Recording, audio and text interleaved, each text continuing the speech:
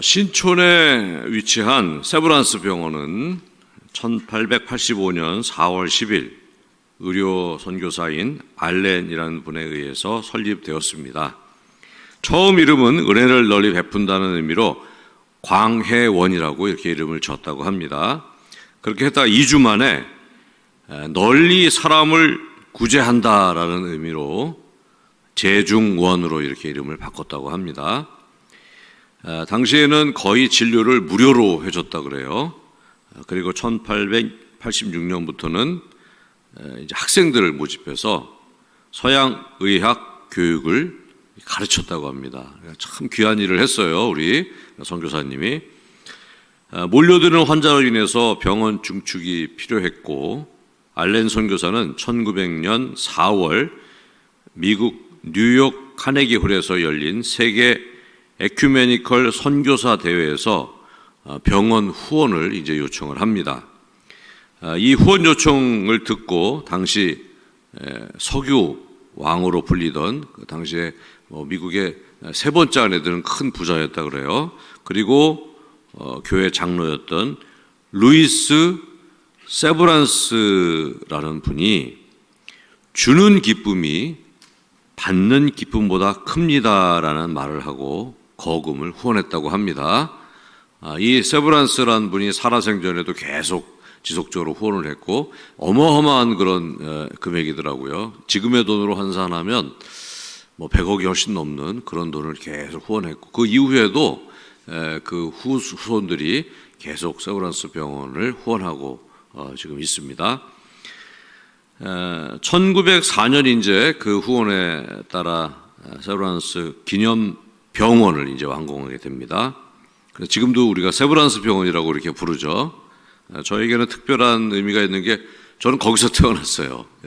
그래서 그 병원을 앞을 지나갈 때마다 저에게 또 남다른 그런 또 의미가 있는 그런 병원입니다. 알렌 선교사와 루이 세브란스 이 멋진 두 분의 믿음을 통해서 많은 사람이 육체적인 질병도 그리고 영혼 구원도 받게 된 줄로 믿습니다.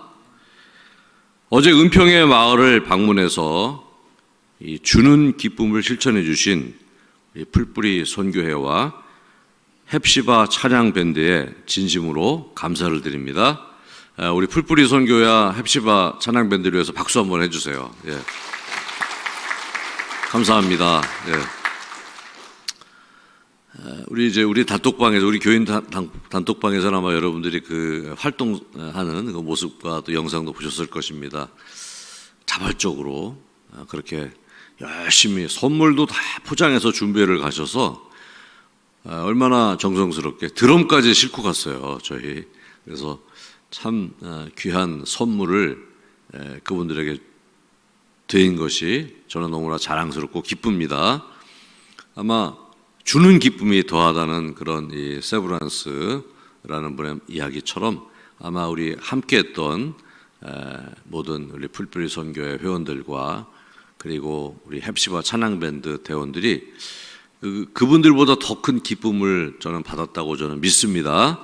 앞으로도 지속적으로 그렇게 우리의 손길이 필요한 곳에 우리가 어떤 것들을 좀 우리가 가진 것들을 베풀 수 있으면 참 좋겠습니다. 그 일에 우리 영등포 구세군 영등포 교회가 쓰임 받기를 바랍니다. 여러분들 함께 기도해 주시기 바랍니다.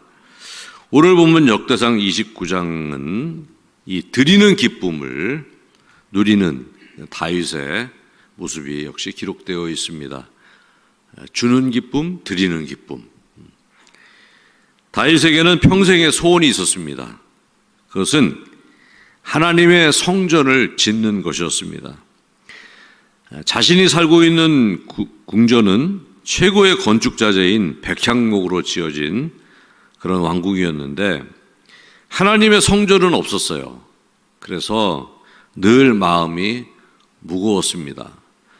그저 이전에 광야에 있었던 성막 수준의 그 수준으로 지금 성전을 그렇게 대체하고 있었기 때문에 번듯한 이런 건물로 지어진 그런 성전을, 하나님의 성전을 지어드리고 싶었습니다.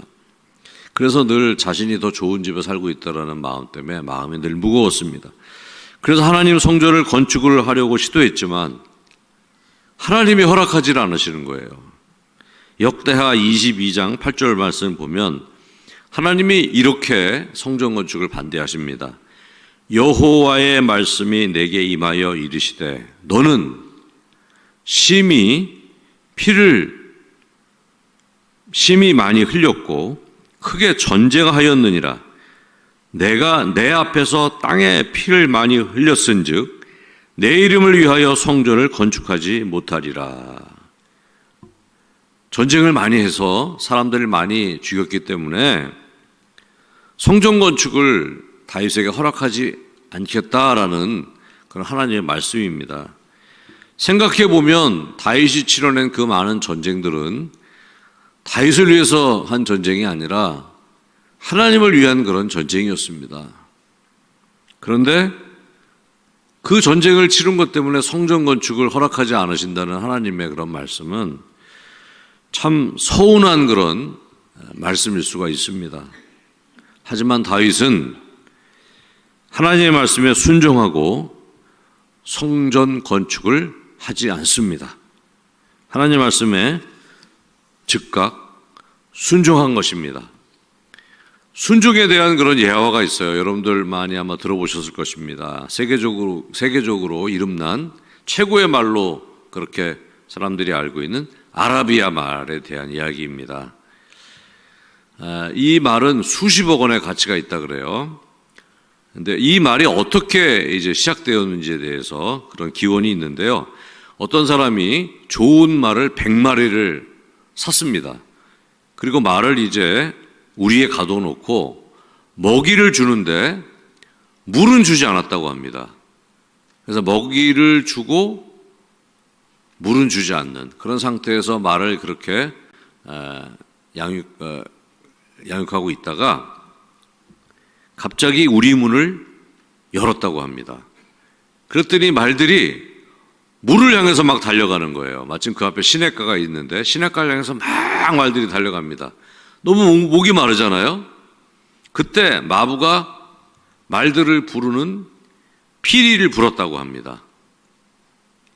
그러자 100마리의 말들 중에서 4마리의 말이 시냇물을 찾아 달리던 걸음을 멈추고 주인에게 돌아왔다고 합니다. 얼마나 목이 말랐겠어요. 그런데 주인이 부르니까 멈춰서 돌아선 겁니다. 그리고 주인에게 달려온 거예요. 그래서 이 4마리의 말을 구별해서 이후에 번식시켜서 이제 아라비아 말이 되었다고 합니다. 그러니까 명말은 잘 달리는 말이 아니라 주인의 피리 소리에 멈출 수 있는 말, 주인에게 돌아올 수 있는 말이 명말하는 것입니다. 우리도 주님의 말씀에 따라 하나님이 멈추라고 하면 멈추고 하나님이 가라고 하면 가고 그렇게 순종하는 그러한 믿음의 그런 사람이 되어야 될 줄로 믿습니다. 다윗은 오늘 본문을 보면 순종 이상의 순종을 보여줍니다. 저는 이 말 잘 쓰거든요. 어떤 것 이상의 어떤, 믿음 이상의 믿음, 기도 이상의 기도, 순종 이상의 순종입니다. 보통 사람 같으면 서운해하거나 하나님의 말씀에 상처를 받고 그리고 성전 건축을 더 이상 하진 않겠지만 마음속에 아마 응어리가 있었을 텐데 다윗은 다릅니다. 역대기 29장을 보면 다윗이 어떤 모습을 보이냐면요. 성전을 지을 수 있는 준비를 하는데 최선을 다하는 모습을 보이고 있습니다. 성전을 지을 수 있는 준비. 하나님을 향한 다윗의 사랑은 진실했고 그런 만큼 하나님의 성전이 지어질 수 있다면 꼭 자신이 아니더라도 성전만 지어질 수 있다면 자신은 기뻤다는 것입니다.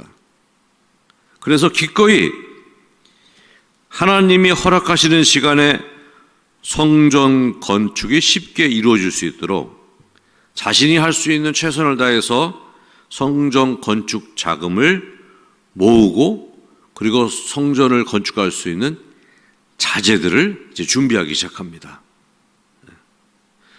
사람들은 보통 내가 영광받을 수 있는 자리가 아니면, 내가 공을 세울 수 있는 자리가 아니면 별로 그렇게 그런 일에 힘을 쓰지 않습니다. 내가 해야 되고 또 내가 했다는 이야기를 듣는 것을 원합니다.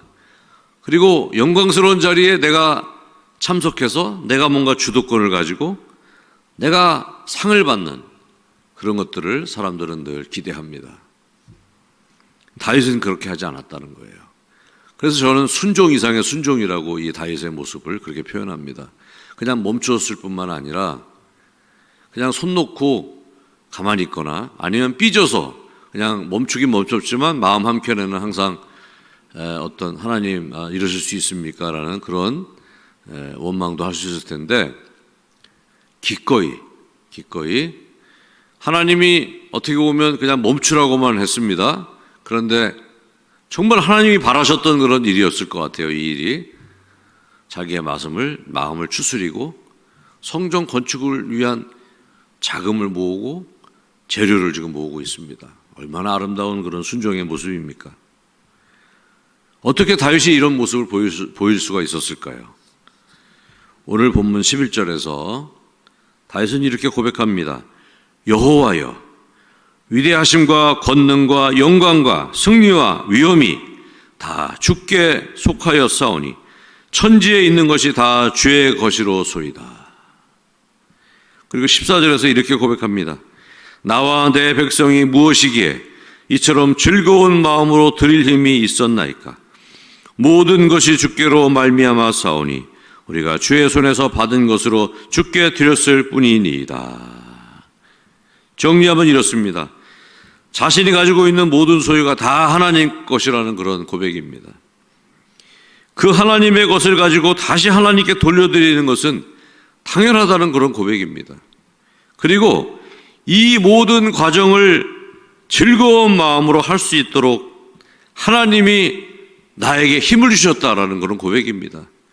내 힘으로 이렇게 하나님께 드리는 것이 아니라 내가 이렇게 내 힘으로 건축자재를 모으고 그런 다음에 성전 지을 수 있는 그런 준비를 하는 게 내 힘이 아니라 하나님이 즐겁게 그 일을 할 수 있도록 그렇게 해주셨다라는 그런 고백입니다. 모든 것이 주의 손에 달려있다는 고백과 하나님이 마음을 주장하여 즐겁게 주의 일에 헌신할 수 있는 마음을 주셨다는 사실이 다윗이 이렇게 멋진 믿음의 모습을 보일 수 있는 그러한 비결이 되었던 것입니다.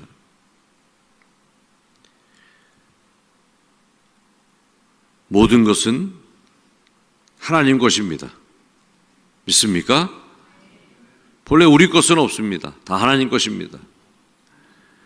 세상은 공수래 공수고 빈손으로 왔다가 빈손으로 간다는 그런 이야기를 합니다. 그러면서 너무 그렇게 집착하지 말아라 그런 이야기를 하는데 거기까지는 세상에서 잘 이야기하는 것 같아요. 공수래 공수고 빈손으로 태어나서 빈손으로 간다.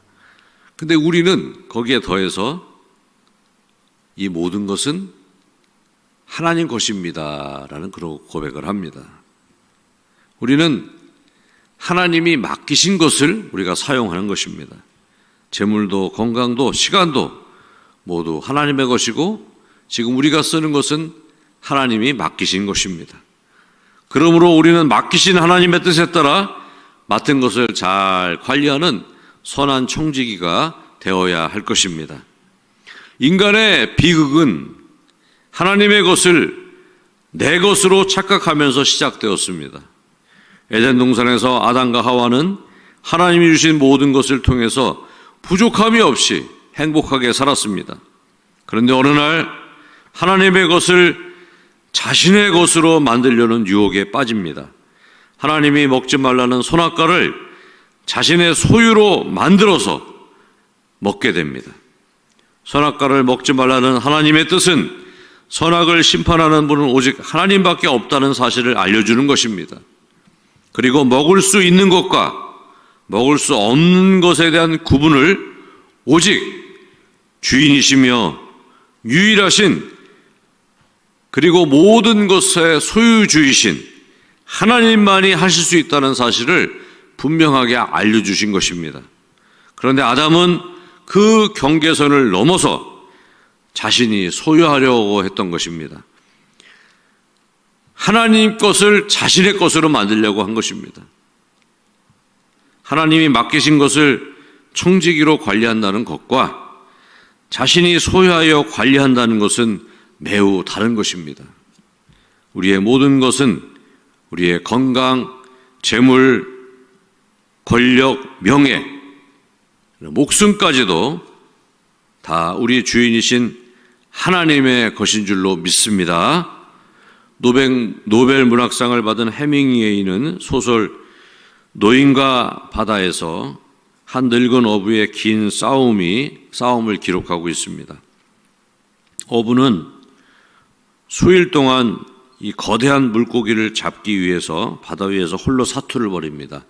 이 물고기의 크기를 환산하면 5m가 넘고 그리고 700kg가 넘는 그런 큰 물고기라고 합니다. 그래서 이제 배에서 넘어져서 눈이 찢어지기도 하고 손바닥도 찢어지고 온몸은 탈진해가고, 그런데 절대로 포기하지 않습니다. 마침내 거대한 물고기를 잡아서 이제 배 옆에 묻고 집으로 이제 돌아갑니다. 그런데 돌아오는 길에 상어떼의 공격을 받습니다. 그래서 사투를 벌입니다. 그가 항구에 도착했을 때 배에 묶어가지고 온 물고기의 살은 다 사라지고 뼈만 앙상하게 이제 남게 됩니다. 작가는 포기하지 않는 삶, 그리고 불굴의 의지 등을 독자들에게 이야기합니다. 그런데 저는 이 책에서 조금 다른 교훈을 생각해 보았습니다. 노인 어부의 생명을 건 노력과 성취, 그런데 남은 것이라곤 살이 다 사라진 앙상한 물고기를 보면서 이 모습이야말로 피곤한 우리의 인생을 표현한 것이 아닌가라는 생각을 해보았습니다.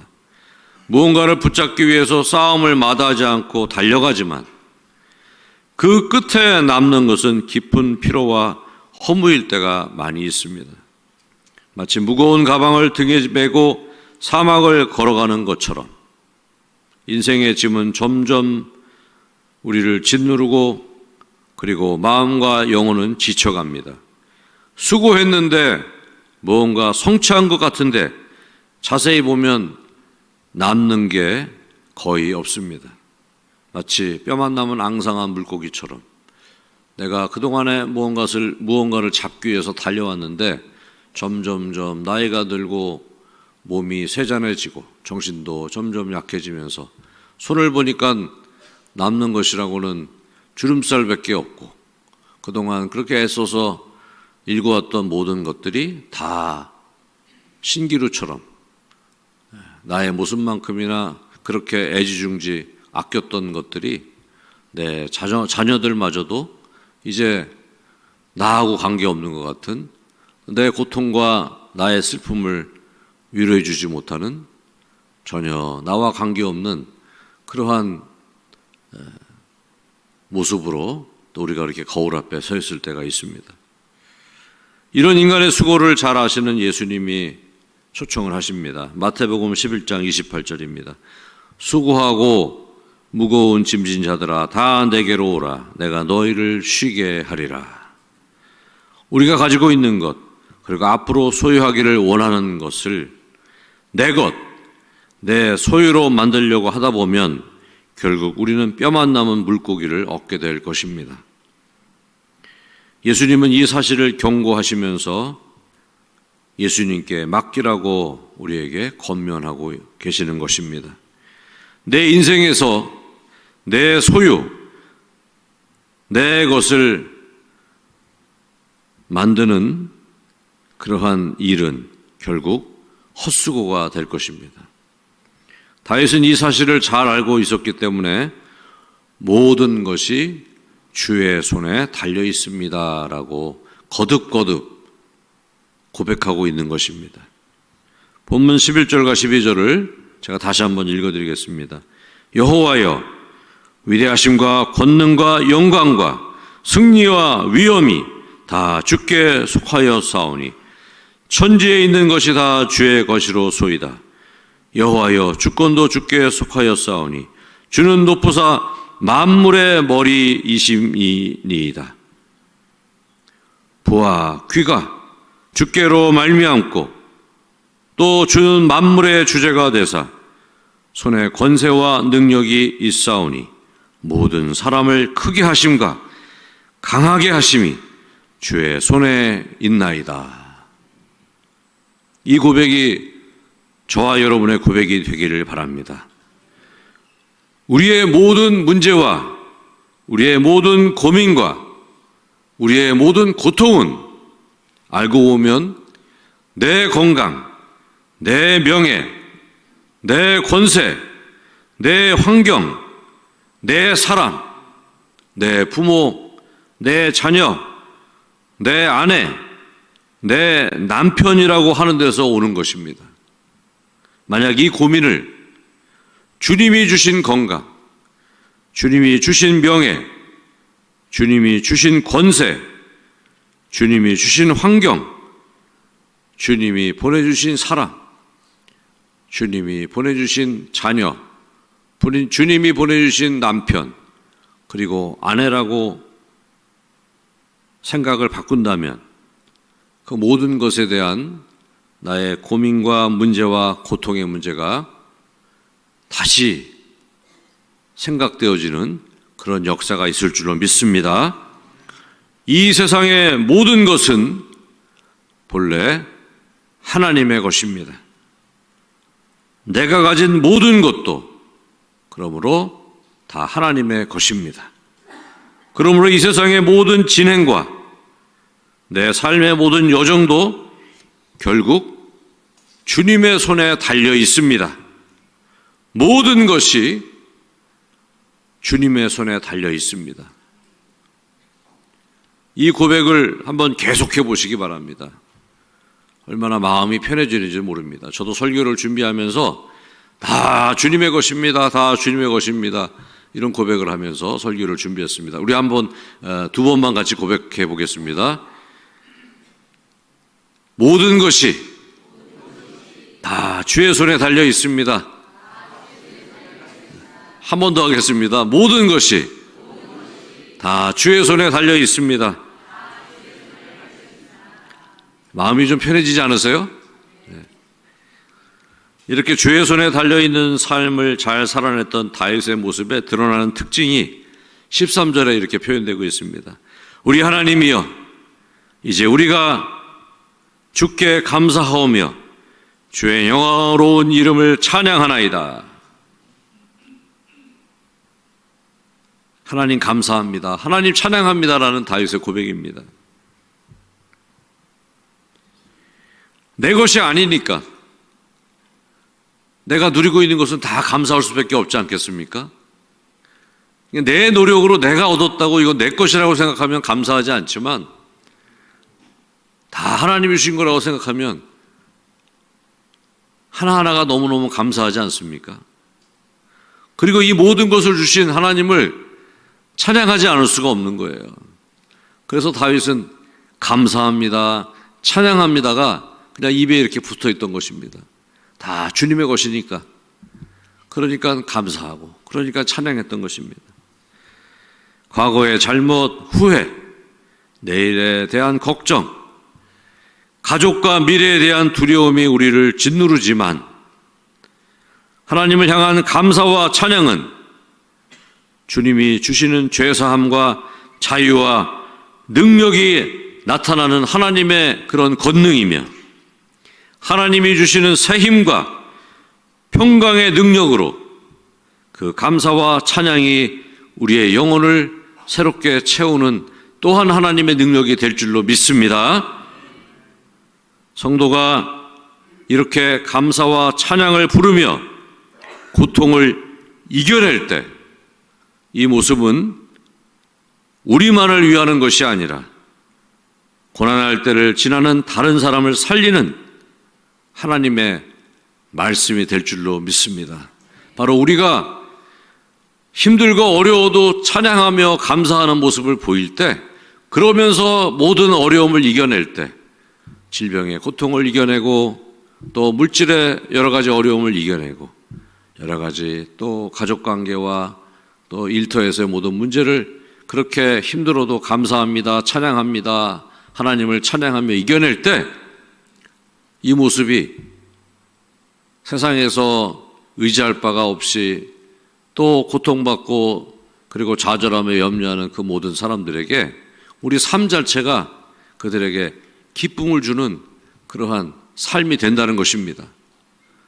어제 우리 풀뿌리 선교팀과 헵시바 찬양 밴드가 그렇게 이웃을 향해 나아갔던 것, 우리가 많은 것을 가지고 있고 많은 그런 시간이 있고 더 많은 그런 어떤 것들이 우리의 소유가 있어서가 아니라 하나님이 주셨기 때문에 하나님이 주신 마음을 가지고 그들에게 다가가서 그들에게 우리가 주님과 함께 사는 삶의 그런 모습을, 그래서 하나님을 찬양한다는 그런 모습을, 그래서 이렇게 여러분을 향해서 봉사한다는 모습을 보일 때, 이제 인생의 마지막 그런 여정에서 이제 마지막 하늘나라를 가는 그런 준비를 하는 그런 곳이에요, 그곳은. 하지만 그분들이 바로 우리의 전도팀들의 그런 모습을 보고 큰 위로를 받았을 줄로 믿습니다. 이게 바로 하나님이 우리에게 주시는 원리입니다. 하나님이 우리에게 주신 것을 그대로 하나님의 영광을 위해서 주변에게 나눠주는 것입니다. 그래서 함께 했던 팀들뿐만 아니라 우리 단톡방을 통해서 이 모습을 지켜본 모든 분들도 또 같은 마음으로 그렇게 이분들을 격려하고 또 그렇게 함께 그런 기쁜 마음을 그렇게 가지셨을 줄로 믿습니다. 앞으로 이런 우리의 삶을 통해서 주변을 밝히는 그런 일들이 앞으로 지속되기를 또 그렇게 하나님께서 힘 주실 줄로 믿습니다. 다시 한번 우리의 모든 것들은 다 주님께로 왔다는 사실을 다시 한번 기억하며 걱정, 근심을 다 주님 앞에 내려놓고 우리가 가지고 있는 입술을, 우리가 가지고 있는 그런 우리의 몸을 통해서, 우리의 영혼을 통해서 끊임없이 하나님께 감사와 찬양을 올려드리는 저와 여러분 되시기를 주의 이름으로 축원합니다. 천하 만물을 주관하시는 아버지 하나님, 이 세상의 모든 것이 주님의 것이고 주님의 손에 달려있음을 믿고 고백합니다. 나의 모든 것도 주님의 것이고 주님의 손에 달려있음을 또한 믿고 고백합니다. 이제 주님이 주신 것을 잘 관리하는 선한 청지기의 삶을 살게 하여 주시옵소서. 허망한 욕심을 다 버리게 하시고 오직 주의 사랑과 거룩하심을 따라 사는 우리 모두가 되게 하시며 하나님을 향한 감사와 찬양이 넘치는 삶을 살게 하여 주시옵소서. 마음을 열고 주님 앞에 우리가 나아갈 때 죽은 영혼이 살아나며 병든 자가 고침받고 우리의 삶이 회복되는 축복이 우리의 삶 가운데 나타날 줄로 믿습니다. 이러한 우리의 삶이 주변에 기쁨을 주는 삶이 되게 하여 주시옵소서. 하나님을 전하는 예수 그리스도의 복음을 전하는 삶이 되게 하여 주시옵소서. 예수님의 이름으로 기도합니다. 아멘.